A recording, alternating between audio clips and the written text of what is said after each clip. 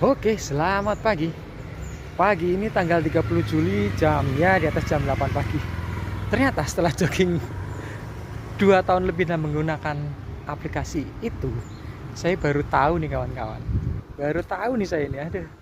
Ternyata saya baru tahu. Nanti mau tahu apa yang saya baru tahu, kita kasih tahu di video bagian belakang ya. Jadi saya mau bahas lagi, kemarin kan saya bahas tentang orang kepo ya. Orang kepo itu bawaan lahir, genetik, atau didikan dari lingkungan atau penyikapan dari lingkungan. Nah, sekarang Bapak mau bahas tentang orang kepo itu punya tingkat kepuasan loh.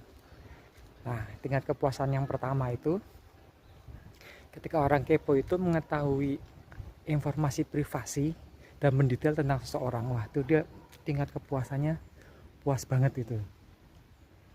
Bahkan hal-hal privasi itu kan sebenarnya nggak perlu sampai terbagi ya. Dan bila terbagi pun itu karena orang kepo itu nanya gitu loh.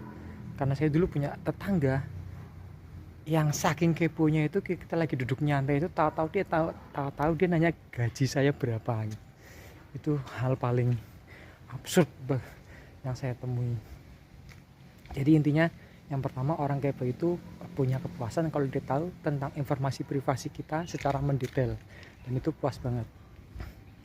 Dan yang kedua adalah ketika informasi yang bersifat privasi itu bisa digunakan untuk tolak ukur tindakan dia terhadap kita gitu loh. Paham nggak maksudnya? Maksudnya gini loh, kalau misal dia tahu gaji kita berapa, atau dia nanya YouTube-nya udah dapat penghasilan belum, terus dia tahu kalau YouTube kita dapat penghasilan, mungkin itu bisa digunakan dia atau untuk tolak ukur tindakan dia dalam melakukan sesuatu terhadap kita. Ini orang punya duit segini, tak jalui rokok wae iso iki. Wah, ini orang YouTube-nya udah dapat uang nih, tak nggo bom-boman wae iki. Bisa tuh. Nah, itu tingkat kepuasan keduanya orang kepo tuh kayak gitu tuh. Dan tingkat kepuasan orang kepo yang ketiga adalah ketika